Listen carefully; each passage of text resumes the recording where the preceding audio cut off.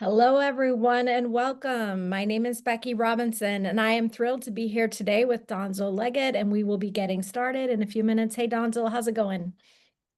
It's going wonderful. I'm very excited about today.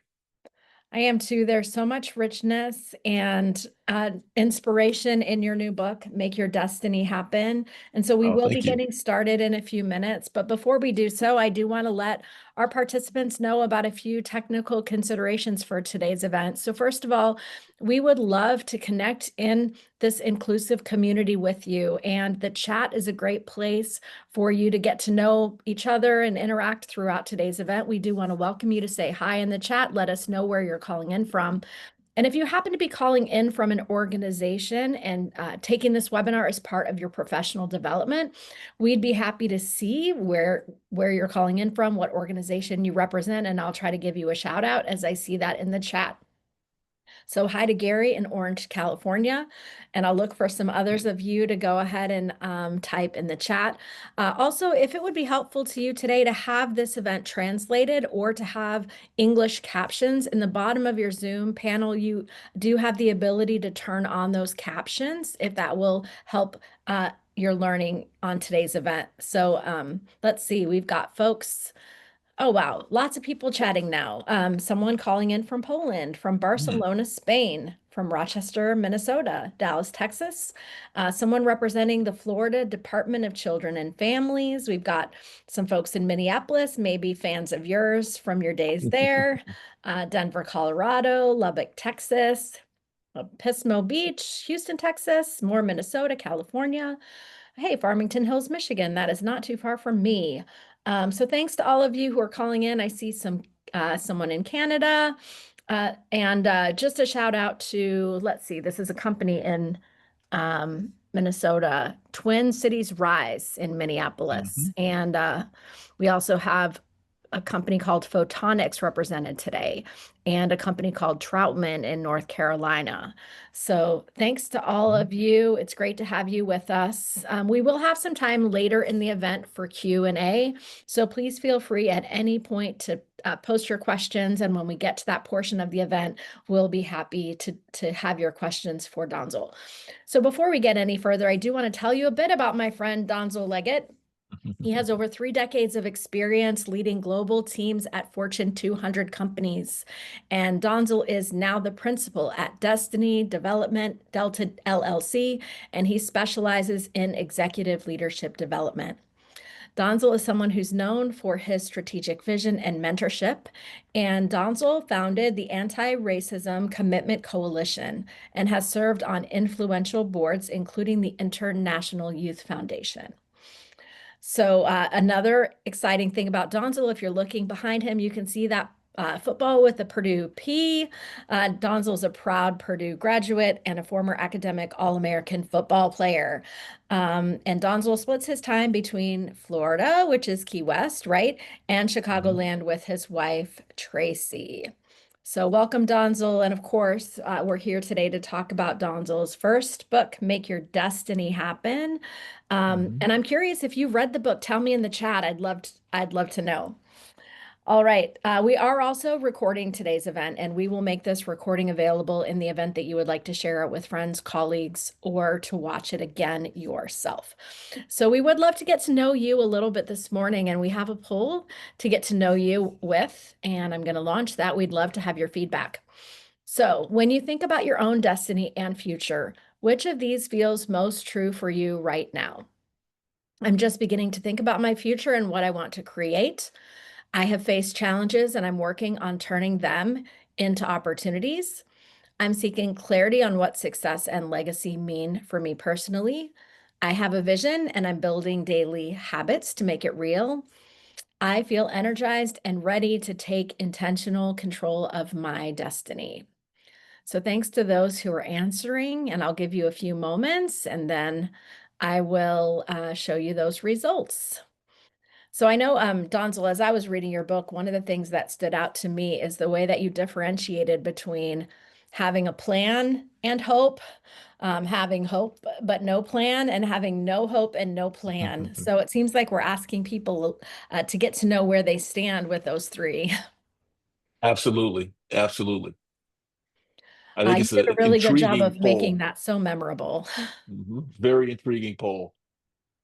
Yes, I will share the results in just a moment. I'm going to give you a couple more seconds to answer. All right, so let's take a look at those results. It looks like the answer that was most frequently chosen was tied. So we have some folks on today's call. A third of you say you face challenges and you're working on turning them into opportunities.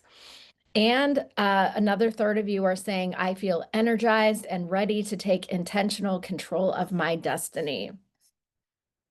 So those are some powerful poll results. And, I think that by the end of today, um, hopefully, people will have even more inspiration and tools to move toward their destiny. And let's start Mhm. with that word destiny, Donzel, because as I was reading your book, I was really struck by what destiny is and what destiny isn't. So I'm curious for you to share with those who may not have read your book about how you define destiny and what that really means to you. Thank you. I really appreciate being here and seeing so many people who are coming from all over the country and even different parts of the world on the webinar. Thank you all for joining, taking time out of your day. Sometimes this word destiny, we get kind of this mindset because it's been ingrained in us that sometimes it's predetermined, and that's typically how we hear the word. It's a predetermined path, and it's not really based on decisions that you make. And our definition of destiny is really something that's within your control, your agency, based on decisions that you make every second of every day, and how those decisions impact where you're going and what you want to do. And I believe that it all starts with having a plan that's truly authentic to you, that determines what you want in life. And look, I'm real. I'm a realist, and I understand that things happen. Things can happen. I know that I'm going to travel today. That could be my very last trip. I know that I could take my last breath any second. I understand that. But my view is I would rather be on a path toward a destiny that I chose for myself when that happens, if it happens. And I'm going to plan that if it doesn't happen, that I'm going to continue to move forward. And I look at it like, again, every second is an opportunity for me to take advantage of. I don't want those seconds to tick by with me not taking advantage of those opportunities. I kind of think a little bit like if you've seen the musical Hamilton. There's a part in there where they talk about he feels like that he's going like he's running out of time. I kind of feel like I'm running out of time, and so every day I'm trying to maximize my efforts and my time to go after the destiny that I want for myself because I'm passionate about it. And what I hope to do with this book is for you to identify the destiny that you want for yourself that's truly authentic to you, that you build a plan and that you transform your leadership to make it happen. If you're on that path to make it happen, whether you get there or not, I guarantee you your holistic well-being and how you feel about life will be so much better. Thanks so much. You know what stood out to me, and I want to read this from page 4 of your book. When you refer to destiny, it's not what others want for you, but what you want for yourself. And, you mentioned in the book, Donzel, that you kind of grew up thinking that your destiny was to be an NFL football player. And then Mhm. at some point in your journey, you realized that was what other people wanted for you and not what you wanted for yourself. And that was when you started to create a plan for your life. And, I found that to be such a powerful reminder that destiny is what you want for yourself. Um, Absolutely. And I just want to say that matters so much because one of the key roadblocks to achieving your destiny is having the passion and the discipline to do the little things every day to make it happen. You run out of steam, you get diverted. And it's easy, especially if the destiny that you have in mind is something that really you don't really want authentically. If you really want it authentically, you're going to find a way to break through. You'll find a way to do that extra little bit. You'll find a way to geez, I don't really want to do this today, but it'd be good if keep me on track. So having that authentic fire burning inside you that you really, really want, that's what keeps you moving forward. And that's what I was missing. That's what I missed. I didn't quite understand it until I got to a breaking point, decision point I had to make. And I realized I didn't really want it that bad. I wanted something else. So, you know what's better for me to move on from that, go after what I truly wanted. And again, I hope all of you identify what is it that you truly want. Not what your parents wanted for you, not what you think that I said, what you want for yourself, and go after that. Well, what I love about your book, Donzel, is that you share your story in such a real way. And although we could look at you and you have a very successful life, you have had a successful life. What I love is that you admit that you have had sometimes that you've quit, sometimes that you failed, sometimes that you've lost. I wonder, Donzel, for those who are listening, could you talk about the role that those kind of um, barriers or challenges, how those have influenced your continuing to go toward the vision that you have, the destiny that you have for your life? Thank you for that. I think it's important for us to recognize that we're not perfect and we're not going to always do the right things. The question is, what do we do when we make mistakes? What do we do when we do sometimes give up? What do we do when we do lose? And I have a great friend of mine. His name is Tommy Fung, and Tommy taught me this Chinese character called Wei Chi, and basically what it means is for every crisis, there's an opportunity. For every crisis, there's an opportunity if you take advantage of it. But you have to embrace. And so I willingly admit I quit. I have my Purdue footballs back there, but I did quit. I have to admit that. I lost and I failed. I have a menu up here. You can see it. It's a menu of a restaurant that I started in my hometown of Key West, Florida. And I put tremendous amount into that.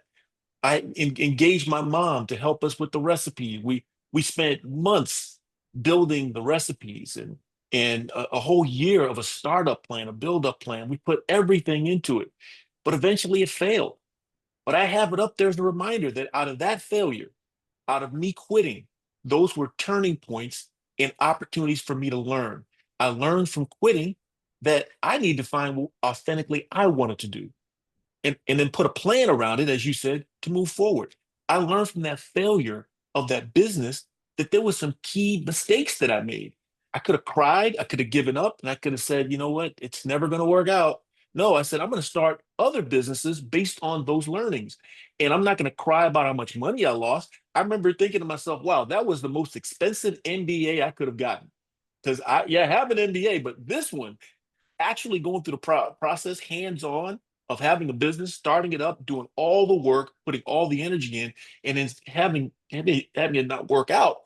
Um, and then taking those real world learnings and then put them into practice, correcting those mistakes, that was priceless. So yes, I've had losses, I've had failures, I've quit, but I immediately said those were gifts. Learn from them, do something different. Thank you for sharing that with us. And if I can, I got to read from your book again. The section where you're talking about this, and we read it before everyone joined us. I have quit, but I am a tenacious perseverer. I have failed, but I am successful. I have lost, but I am a winner. And those really powerful statements that you're making of being able to contrast, the negative things that happen with the positive resolve you have to keep moving forward in your life. So I know all of this led to the heart of your book, which is the destiny development model. And Yeah. you describe that as a breakthrough approach to taking intentional control of your future. Would you be willing to share with those who may not have been exposed to it yet, what the model is and why it's so effective for people who want to create the life and legacy that they desire? Yes. So the Destiny Development Delta model is really made up of two components. The first component is a component we call the A attitudes of leadership.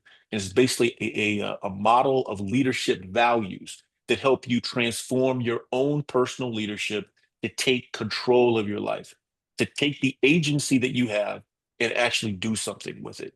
Um, there's a lot of sort of leadership trainings and models and processes that I've been through, and so I have the experience of having gone through many of them and know what's differential. And what's differential about the A attitudes of leadership is that it's not geared to someone who's simply in business. Most of the leadership values models that have come out were based on business people, people who were successful in business or entrepreneurs or even athletes or things of that nature. What's ignored is that many of these people had unique circumstances that allowed them to get to where they are. I mean, Jeff Bezos had unique circumstances that allowed him to get to where he is. Elon Musk, same thing. All these guys, Bill Gates, they all had very unique circumstances. Most people do not have those unique circumstances, but the authors ignore them. They take these kind of values that they see that are similar around these people and they boil them down to one or two things.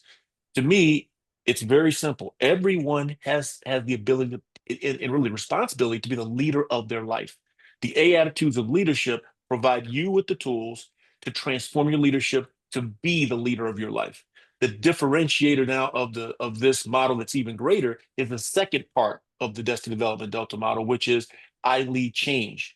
The I lead change process is a roadmap that then helps you take this transformation of your leadership and then gives you steps to follow to now do something about it. It teaches you how to build a life plan and then how to continually build your skills to make that life plan a reality, how to recruit supporters, people who are passionate to help you, and how to give you the skills and confidence to help them to get to create this perpetual cycle of you activating your plan. That's the differentiator. A lot of these models, again, they'll teach you some concepts about leadership, help you around how do you transform. Again, they're not meant for everyone, which ours is. But what they don't do is then give you a roadmap to follow to do something about it. So our model, transform your leadership to take control, and then it gives you the actual roadmap to follow to do something and actually make your life plan happen. Well, I'd love to dig into this a little bit deeper, Donzel. And one of the things that I loved about the book and the way that you bring these ideas to life is the stories that you shared. And an observation that I had, Donzel, is that you seem to be someone in your life who has figured out when there are difficult people, how to kind of soften them or how to build a positive relationship when that didn't seem possible to others. I wonder if you could share some of that story with us and how that fits into the A attitudes of leadership. Yes, it's really something that I had to come to realization of around the impact that I could have and then be willing to do something about it. When I played football, I didn't realize it, but a lot of my teammates really looked up to me. I didn't see it that way at the time. I just saw it as I'm a teammate. I need to be a good student. I need to be a role model and that kind of thing. And so I went about my business doing that. I didn't try to influence anyone.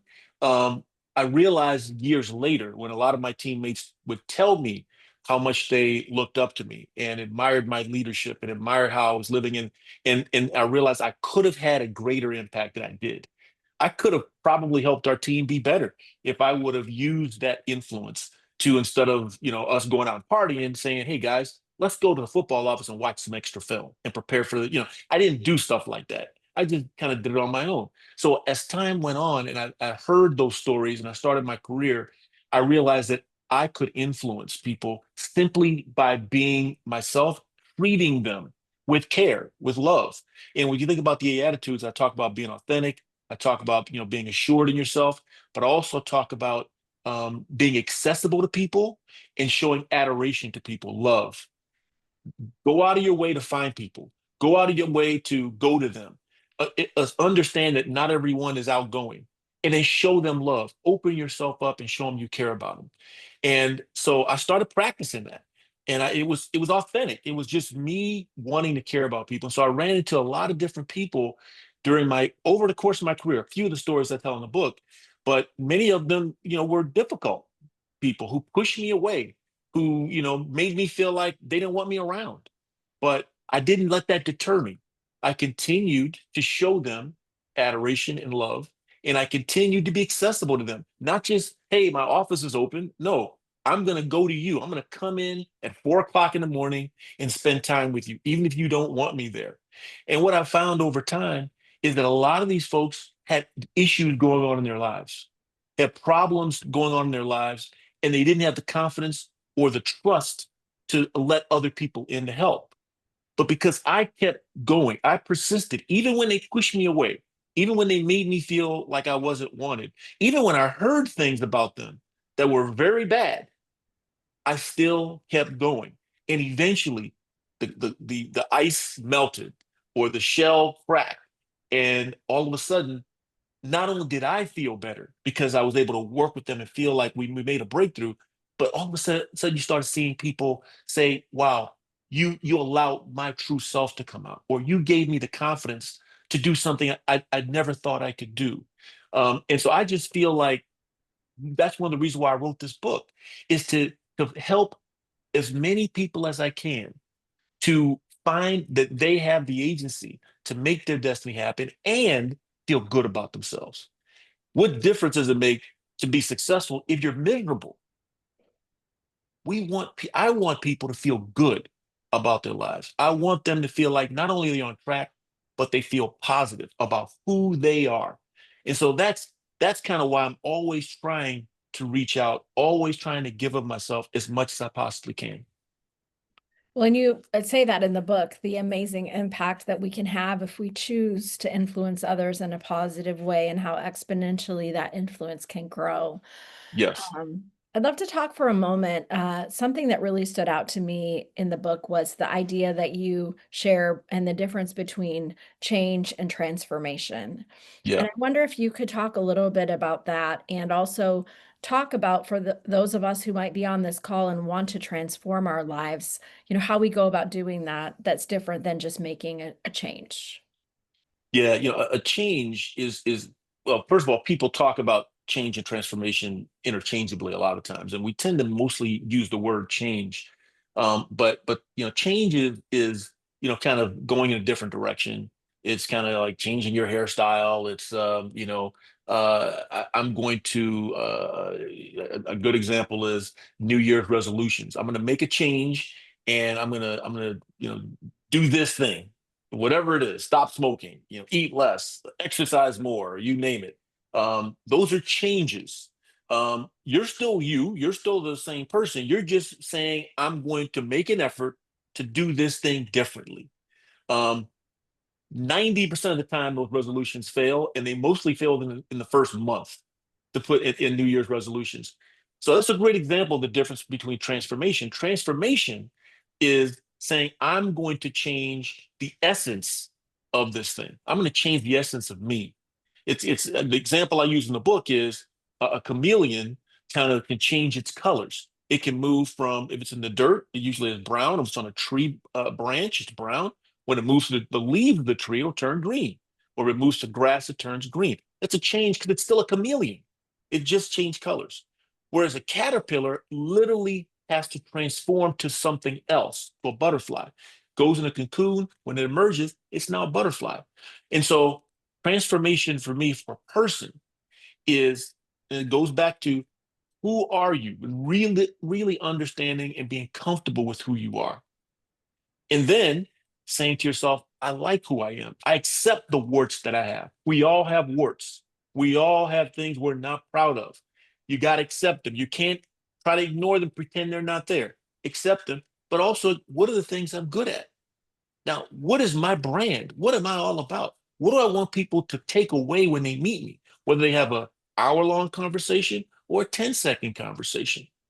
And how do I use that to now be that person that I want to be, who I truly am? That is a transformation versus saying, I'm going to start talking differently. I'm going to start speaking to Becky more often. That's a change. I hadn't talked to Becky before. I'm going to talk to her more often. No, I'm going to transform myself from the inside out by getting to know who I am, believing in who I am, and using that transformation to now do things differently versus just saying, I'm going to change my behaviors. I'm going to change who I am or bolster who I am so that the behaviors that I'm doing are authentic. That's the difference between change and transformation for a person. That's really powerful. So change is something that, we can revert back to who we were before, and Yes. transformation is really truly something deep down that alters the way we are forever. Change is something we can come back from. Mhm. Transformation is a point of no return. And so when I transformed myself and said, I'm no longer the football player Donzel. I am now the leader Donzel who looks to influence people's lives in a positive way. There was no going back from that. And that led to even, I mean, this is one of the losses I talk about in the book. I decided to run for public office because people were asking me to role model and do something to help bring hope back. I decided to run. I didn't win. I lost. It was a very close election, and it was a tremendous sort of comeback story because we were predicted to lose big, and it was very close. But that decision cost me one of my ultimate career goals. My career goal is to be a C-suite executive. What that means is someone who's on the CEO's leadership team at a Fortune 500 company, one of the biggest companies in America. And by me deciding to run, that sent a message to leadership that I wasn't all in. And based on that, my career stopped. That decision probably cost me at minimum $5 million. Probably more, much more than that, but I'm going to say at minimum $5 million. So I lost the election and I lost my career goal, but I'm happy. I'm happy because I made the right decision living on who I am authentically. I'm a leader who wants to help people. I want to help people achieve their goals. I want to represent those who can't represent themselves. And that's what I'm about. So that transformation that occurred stuck. It was a point of no return. I couldn't go back to I'm gonna do what I think's better for my career. No, I'm gonna do what's the right thing based on who I am. Yeah, that's powerful. So, could we talk for a few minutes about the importance of balance and personal well-being? So, you have this model in the book where you talk about that, and I would love it if you would share with us more about that and how you bring that alive in your own life. Yeah. So holistic balance I talk about, and that's having equilibrium across the mind, body, heart, and spirit. Having that balance is really important because when you're off and when you're skewed, it can bring you down. And I tell a story in the book on at one point in my life, and this is even after I transformed, I got so focused on trying to help people by being, in the plant all the time, helping people, whatever they needed, and building accelerating my career with my education that I stopped paying attention to my body and my health. And I gained like 80 pounds. And it took a wake-up call for me to figure that out and to finally do something about that. And I did. And I was able to lose that weight, keep it off, and be healthy. But what I felt during that time is that I was losing my holistic balance and my personal well-being. They affect each other. Personal well-being is your state of happiness with life, your contentment with life. And although I was doing some good things, being, that I didn't feel good physically. And I knew that I was off kilter. I wasn't spending as much time with my family as I should have. So if you don't have good balance in your life, it's very difficult to be happy about life. So as you're striving to achieve your destiny, don't forget to make sure that you have balance in your life so that you can achieve happiness in your life. And so in the book, I talk about different things to focus on. It's not just about your mental well-being. It's also about your physical well-being, as I just mentioned. It's about your financial well-being as well. I think the statistic is something like 50% of marriages fail because of financial hardship, not being on the same page with financials. So don't ignore your financial responsibilities. Um, Exercise your mind is another thing. Don't ignore your mind. People talk about that meditation is important. Meditation is important, but also just thinking, taking time to just think. Meditation is about achieving calmness, which is awesome. But you don't want to think about anything. We need that. But sometimes you do want to sit down by yourself and think about what do I really want for my future? Where do I want to be in 20 years? What do I want for my family? And really go through the scenarios of what you truly want. If you don't think about it, who's thinking about it for you? You think AI is thinking about it for you? I don't think so. I know there's a lot of people that talk to AI and ask them these questions. Don't do that. Do it for yourself. All those things matter when it comes to achieving balance and achieving well being in your life. Thank you for that, Donzel, and also the real life story of how you restored balance with your physical well-being. So I'm curious, as there might be some people on the call who are really wanting to start to define their destiny or determine their success and legacy on their own terms. What would be some first steps that someone could take to be able to define success and legacy on their own terms?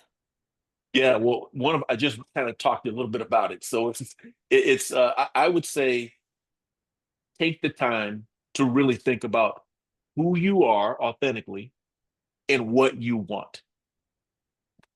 And don't use it as an assumption. Oh, I already know. I mean, take the time to really think about it and scenario plan. What I did when I was 24 is I literally thought about, I imagined where would I be at 65 and where would I want to be? So I thought 41 years in advance. And I literally did this. And I took out a piece of paper and I wrote down, okay, where would I want my family to be? And what would it look like? What would my family look like? Um, how many years would I have been married at that time? Um, where do I want our financial well-being to be? What would I want to accomplish in my career? And I started writing these things down, imagining I'm 65 years old. And then I looked at it, it's like, does that make sense? It does. Okay, so if I really want to do that, what would I have to be at 60? Where would I have to be at 55? That's kind of how I built my life plan. But the first step really was thinking 40 years down the road. Now, if you can't think 40 years down the road, think 10. Think five. Start there. But you have to get in touch again. Who are you authentically? Because if you don't do that first, you're going to kind of when you think in the future, you're still going to be influenced by what others are telling you or what you think you might want based on what you've seen around. Okay, my brother, he's got this. I should probably have that plan. Think of, get in touch with yourself. Who are you and what do you really want? And then think down the road. Um, I have spent over 50,000 hours in one-to-one meetings. Like just me and one other person talking about them. 50,000 hours, and these are people around the world, not just in one place, around the world. I can tell you 90% of them, when I ask them, where do you want to be? What do you want for your life? And where do you want to be in 20 years? 90% could not answer that question because they never really thought about it. They think about the next day, the next year, maybe, but they couldn't answer that question. So that's the very first thing I would tell you. The second thing I would tell you is start to figure out ways to develop yourself more. There's a stat that 2.5 hours of the average American's time is spent on their phone, mostly scrolling and looking at videos. 2.5 hours. How much time do you think people spend, on average, Americans, on self-development? Not looking at on average about 15 minutes on self-development, the average American. What if you reverse those things? What if you took a month and just said, I'm going to reverse and I'm going to spend 2.5 hours on my development? And that could be reading on things you don't know, you need to learn. Could be maybe learning a language. Could be researching your future. Could be you just again sitting down thinking about your future. Could be you exercising. So all those things are self-development, learning more about getting deeper into your financial future. If you spent 2.5 hours a month just doing that, at the end of the month, then say to yourself, if I could strategically plan for this time, do I think I'd have a competitive advantage over anyone else? I think the answer is pretty clear. So those are two things I'd tell you to do. Yeah, that's pretty incredible to think about how might our lives be different if we invested more time in learning and developing ourselves instead of wasting our time scrolling on our phones. That's amazing. So that's one of the very powerful daily habits that we could incorporate to drive and sustain our inspiration over time. Do you have any other daily habits that you would recommend for those who want to be able to ensure that they're moving toward their destiny? Yeah, this is the one I really feel passionate about, and it is building your network of passionate supporters. And I'm not talking about creating a social media post that gets thousands of likes. All right, that doesn't mean people support you. That just means that they saw your little thing and click like. I'm not talking about that. I'm talking about people that you're staying connected with that will do whatever they can to help you because they know you will help them. And the reason why that's important is nothing we accomplish in this world or in your lifetime you can do on your own.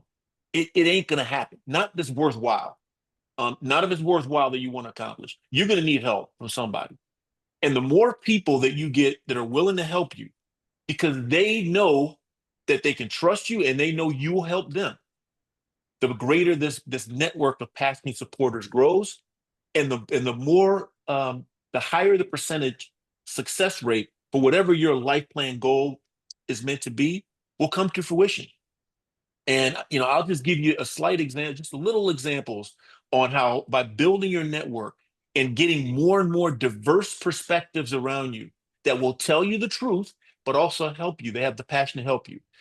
This week is 1 year since my assistant Andrea Hancock and I started working together.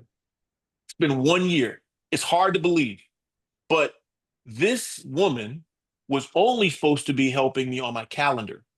We've never met in person, but Andrea and I just kept reaching out to her, trusting her, giving her, hey, here's everything. I opened the full proverbial book, the book and me, just opened it up. And she started picking up things that I don't think she even knew how to do. She just said, I'm going to figure it out.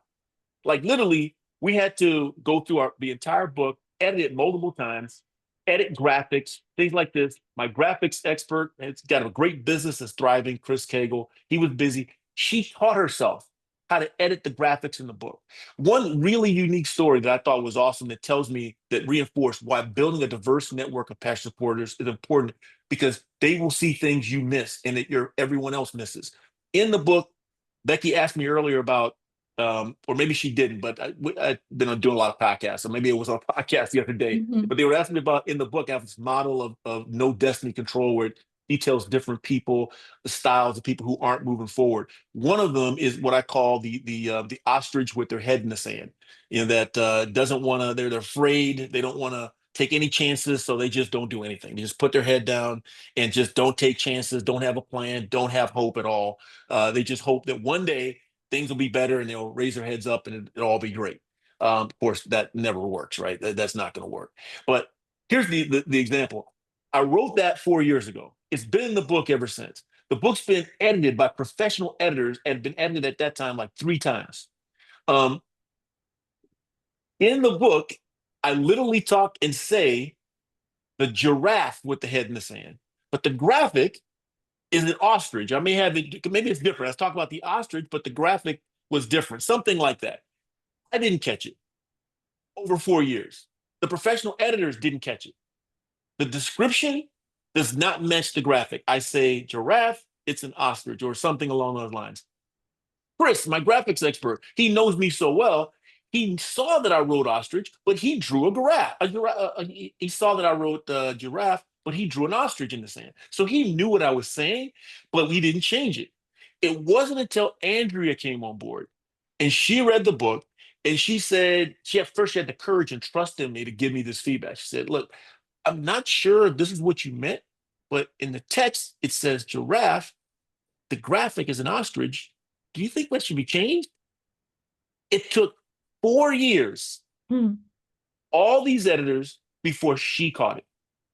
That's the value of having passionate support. I can go on and on about Andrea. I hope she's watching. She is incredible. Thank you and happy 1 year anniversary, Andrea. Amazing. And Andrea has been a great help to our team as we've worked with you, Donzel. So big thanks to Andrea. We do want to take a moment and let people know if you're on the call today and you're interested in learning more about how to make your destiny happen, here are some ways you can get started. The first is to go ahead and get a copy of the book. I have mine. It's highlighted all throughout. Beautiful hardcover book. Wendy, my colleague who's been helping out on today's event, will put the links in the chat where you can buy the book. You could also invite Donzel to speak at your event or be a guest on your podcast. He would love the opportunity to share his unique insights with your audience. You can follow Donzel for daily motivation on LinkedIn, Facebook, and Instagram. You can subscribe to his newsletter, and you can watch and listen to his podcast, Make Your Destiny Happen Petite Podcast on YouTube and other major streaming platforms. Of course, if you've read the book, we would love your support with an Amazon review, because those Amazon reviews will help other readers to discover the value of the book. So those are just a few ways that you can make your destiny happen. And we do want to now go to some of the questions that have been coming in from all of you. And thank you for your interest and engagement in the event. So here's a question from Cynthia. This is a hard one, Donzel. Cynthia says, intentionally choosing our path is a good plan. My concern is sometimes the word control. That is, we are in control of our destiny. Are we really in control of our life, our destiny? Yeah, great question, Cynthia. One of the things, first of all, the model, I tried to write the model in a way that recognizes that circumstances change. So destiny, again, in my definition, is what you want for your life.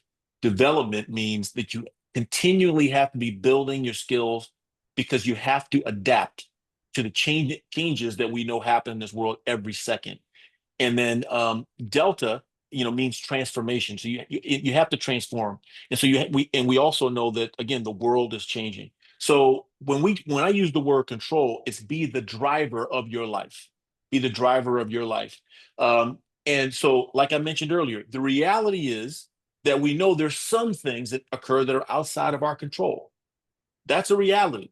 Like I mentioned, I mean, I could today I'm going to fly on a plane that something could happen. That's a reality. I don't know. I go to the doctor. I think I'm healthy, but you never know. Things can happen that are outside of our control. Very tragic things can happen that are outside of control. Just slight decisions that may not be tragic, but there's people that hold power that could make a decision that causes you to go off kilter or get off your plan. So what I'm saying is not to ignore that there are things that could happen that are outside of your control and not to pretend like that's not a reality. My point is you got a choice. You can either say, I'm going to be paralyzed by that and not do anything because nothing's in my control. And it's kind of like learned helplessness. No matter what I do, something's going to happen, it's going to knock me off, or it doesn't really matter anyway because it's all predetermined. My view is I would rather, this is me, I would rather have a plan, execute my plan or activate my plan, continue to build myself, educate myself, learn, build a network, as many passionate supporters as I can, so that I'm on the path to achieving that destiny. Because if not, what am I living for? That's how I look at it. That's what, so someone asked me, how do you feel every morning? I feel energized every morning to get up and get going because I feel like I'm running out of time. So I'm living with that reality, Cynthia, that yeah, things could change at any moment, and I might not achieve what I want, but I would rather be on the path because that helps my personal well-being. It makes me feel better about life.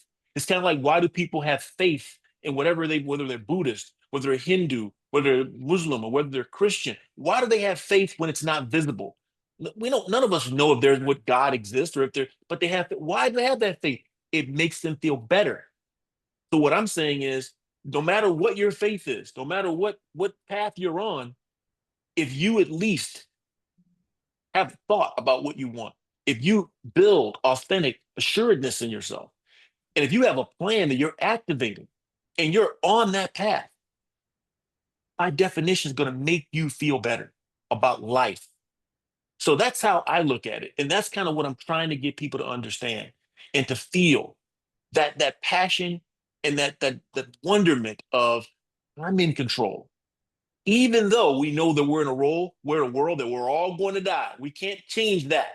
I would rather be on the path of accomplishing when that happens than not. That makes me feel better. And I hope that it would make you feel better too.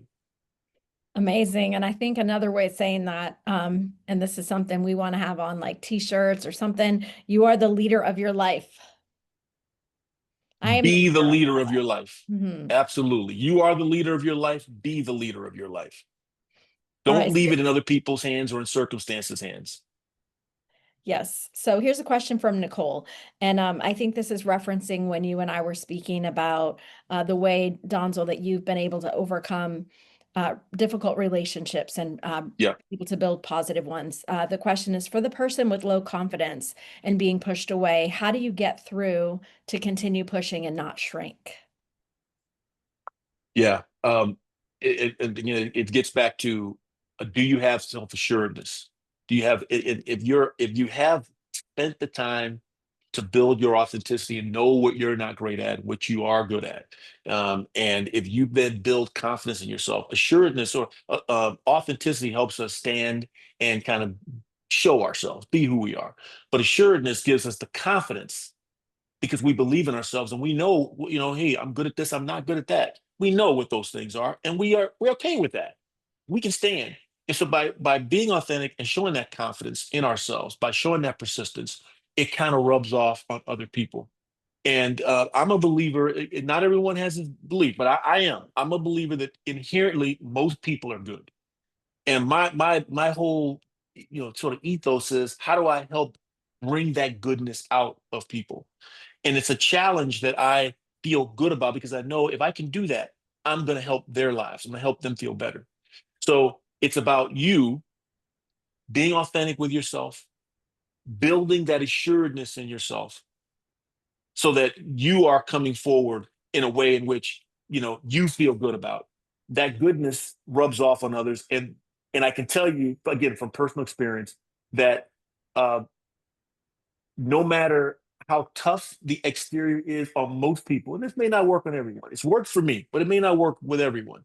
Um, if you continue to be authentic with them and be confident with them, eventually things will break through.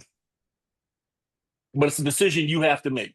I mean, there are difficult people in the world who, it may not be worth your time and your effort. So I don't want you to go and feel like, again, don't do what I'm doing. You have to make that call and say, how far do I want to go with this individual? That's a decision you have to make. But the first step, be authentic with yourself, be assured in yourself, and that feeling that you're presenting, people can sense it, and usually, at least for me, it breaks those situations down. Thank you, Donzel. And I feel like all that comes from something that you say throughout the book, which really stood out to me, is just starting from a place of valuing every person and really honoring Yeah, each person's humanity. All right, so here's a comment absolutely. from Stephen, sorry. Failure includes the power to fall forward. Therefore, failure is a step from weakness to opportunity and strength. That's a really powerful comment. Thank you, Stephen. Very powerful, Question from Stephen. Michelle, also referencing Donzel, you talked about the importance of building your network of supportive people. And Michelle wants to know, how do you find these people who can help you? They're all around. First of all, don't. A lot of people make the mistake of thinking that the people that can help you are people who have done better than you, people who are older than you, people who are more established. If we take that lens off, take that off, and recognize that everyone around you, number one, is what you said earlier, Becky, is a valuable individual in and of themselves. Number one. Then number two, everyone around you can help you. They can.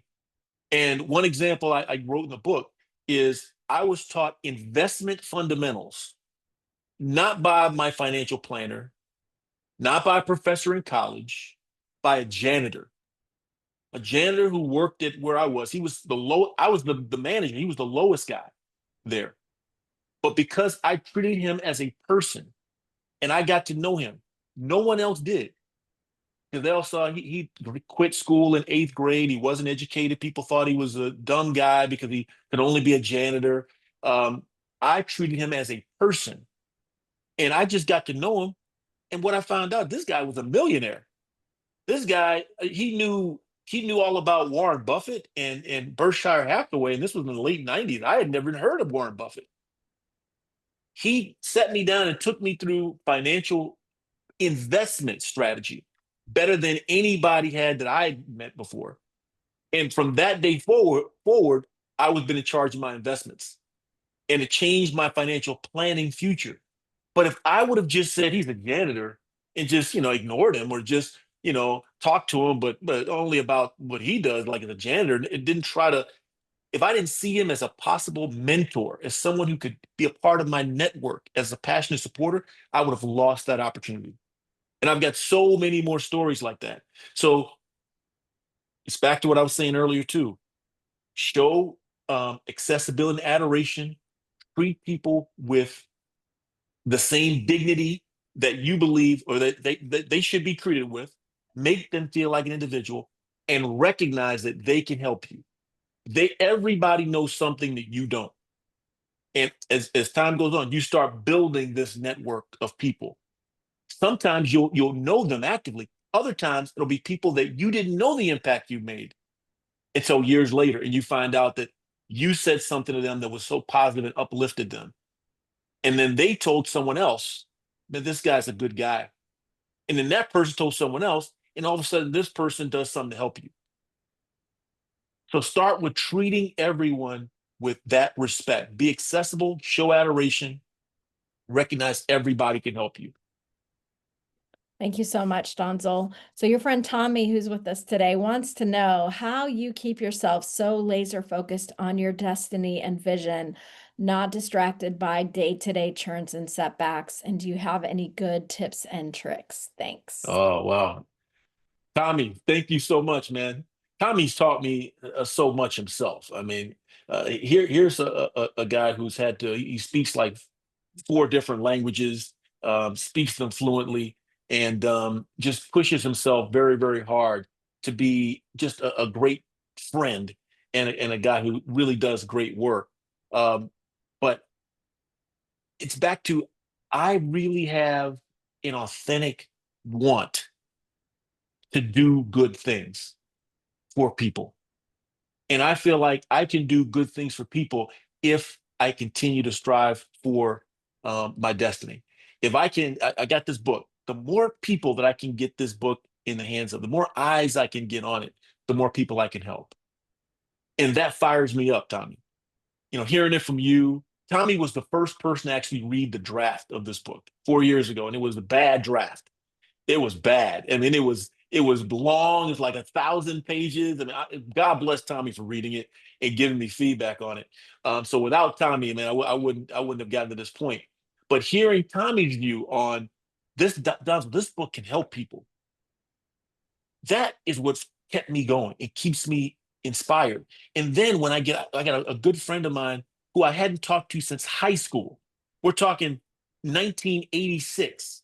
She texted me last night saying how she just finished the book and it's inspiring her on some big career changes that she has to make. And she's reflecting on how this book really is providing her with the context she needs to make some good decisions that need to be made. She wanted to thank me for that. That's why I stay focused. That's why. It's when I saw a text come on that my friend Jim McKern, I haven't talked to in probably 25 years. He said he's one of the guys that helped provide me with context that was a mentor that I didn't have to see as one. But hearing from Jim, that's what fires me up. So it's not the accomplishments, it's not how many book sales. It's these notes I get back from people. You made an impact on my life. I said this before. I wrote this book. If I could have one person whose life is influenced by this book positively, that's the energy I need to keep going every day. So, Tommy, I stay focused and don't let the distractions bring me down. And I'm like everyone else. So when I see, oh, I get distracted, I got to get right back because I know that I can help people by spreading this message and getting this book in as many people's hands as I can, speaking in front of as many people as I can, on and on. Amazing. Thank you, Donzel. I want to let the person who messaged me privately know that I see you, and I want to share this story without sharing the person's name. So, this person says that they can identify with the question about how do you find these people? Because unfortunately, this person has faced some really difficult times getting cut down, getting robbed of their inheritance multiple times, being called black and ugly often. And so as a result, the person is staying away from relatives and people who they've supported for decades and they're rebuilding. And I just want to say we see you and Yes. best wishes as you rebuild. And the hope that you can find the supporters that you need. And I'm glad you're here with us today. We're very glad you're here with us. Stay positive, stay strong. Let Keep building your own confidence. Again, everyone, be authentic with yourself. We all have problems. We all have issues. This person really needs our support.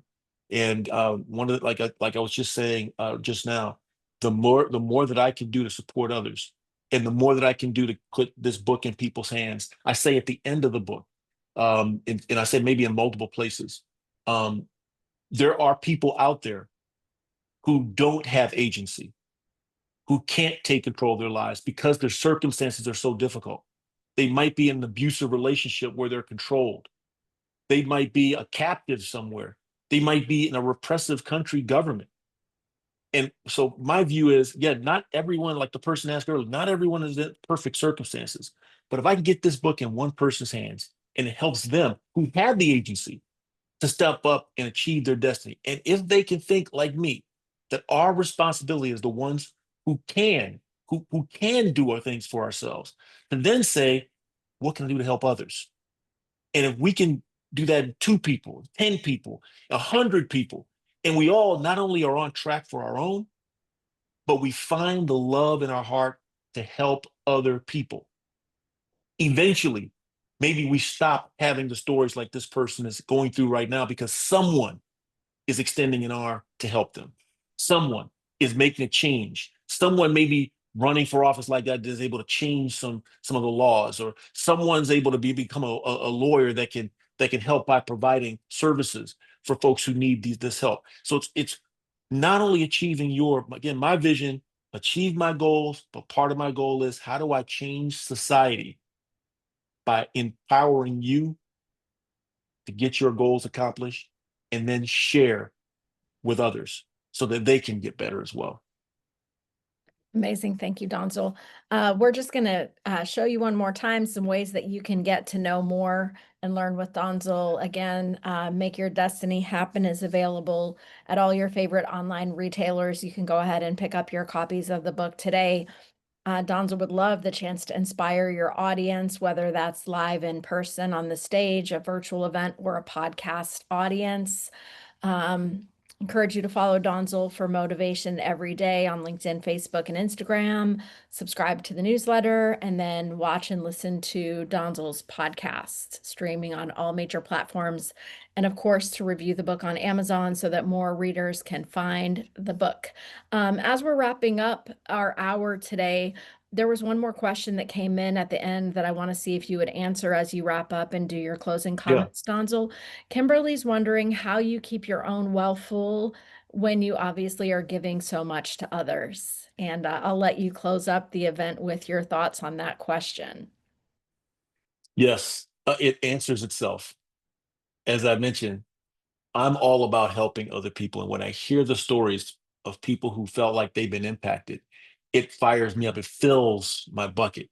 Now, I can't ignore the fact I have a great wife who also continues to fill my bucket, but also will make sure that I'm realistic and make sure that I'm hearing the truth, which I also need sometimes too. That it's not all peaches and roses out there. There's tough things, and she's a realist, so she's a big part of it. But um, getting the messages and text, like I said, I mentioned before, hearing the stories from people of the impact, hearing how some things maybe I've said or wrote impacted them, or conversations we've had. Those things are what continue to fill my bucket. And now I do other things. Like I said, try to spend as much time as I can, that 2 hours, 2.5 hours on self-development, whether it's on, working out, or I try to learn something new as much as I can every day. So I do those things as well to keep me sharp. And then I have some downtime, as well. So I plan all of that to make sure that I'm keeping myself. But the biggest thing for me is when I hear back from people, like the text I received last night, and some of the comments I've seen in the chat, that fires me up to do more. And so I would encourage you all to contact us on our website. Becky talked about buying the book, but I'd love your comments are what keep me moving forward. And like I said, my objective is not only to achieve my personal, kind of life plan. but it's to do it in a way that uplifts others. If I'm not able to help you all achieve what you want in your lives, I'm feeling like I'm not doing what I should be doing. I want to learn from that lesson.